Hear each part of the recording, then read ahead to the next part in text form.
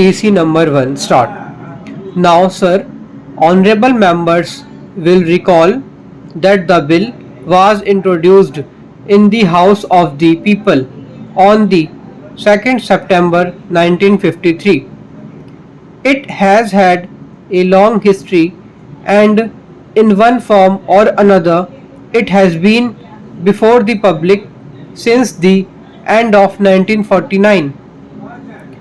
In the statement of objects and reasons, the various stages through which the bill has passed since 1946 have been summarized, and I need not recapitulate on this occasion the circumstances in which the then Government of India took the decision in early 1946 to initiate an inquiry into the reform of our company law.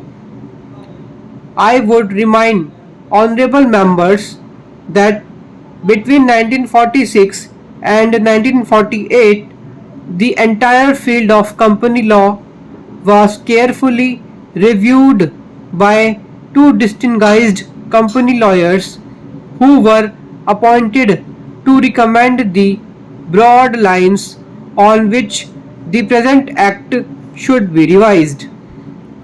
Their recommendations were examined in the then Ministry of Commerce, and certain tentative departmental views which emerged were circulated in a comprehensive memorandum to all recognized trade and industrial associations, bar associations, the high courts, and the state governments.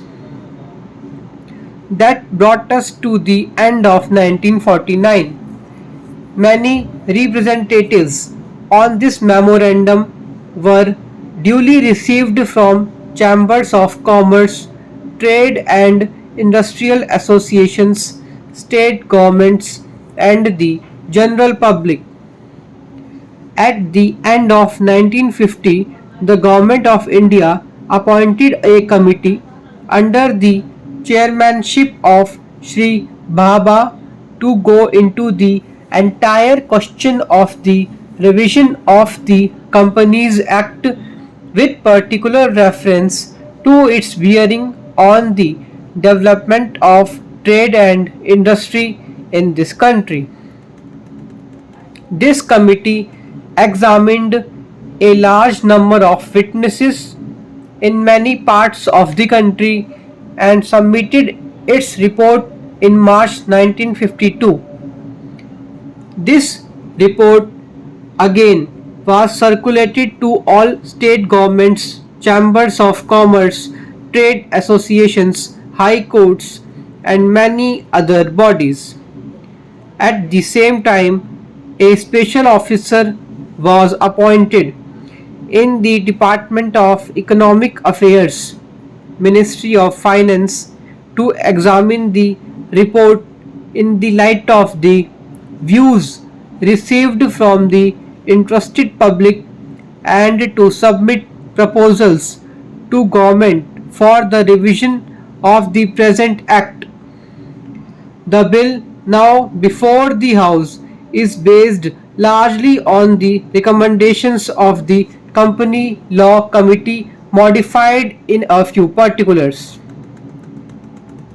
Honorable members will notice that so far as public relations go, the bill has covered adequate ground.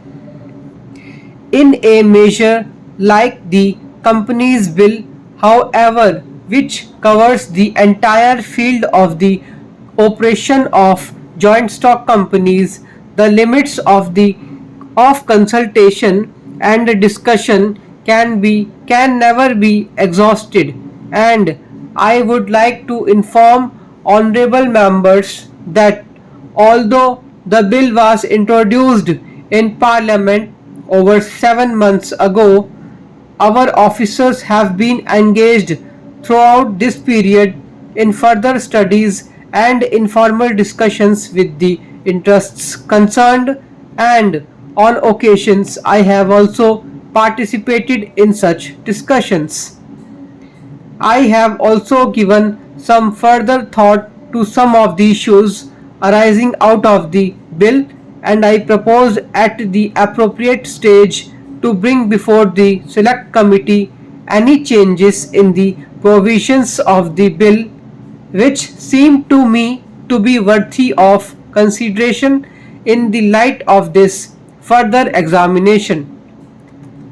No honorable members will have noticed that the bill contains 6 clauses and 12 schedules.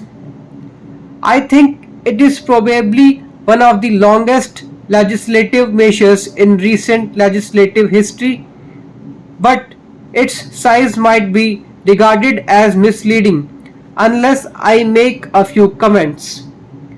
The bill is both, one must remember, a consolidating and amending measure. As mentioned in the statement of objects and reasons, this is the first opportunity which has occurred since 1923 for the consolidation of the Companies Act. Advantage has been taken of this opportunity to redraft several long and complicated sections in the present Act which have been split up into a large number of clauses. This is the largest single factor accountable for the increase in the number of clauses in the bill. New clauses embodying substantial changes in the present law would hardly constitute more than a small fraction of the bill. I would also draw attention to the structural changes in the bill to which a reference has been made in the statement of objects and reasons.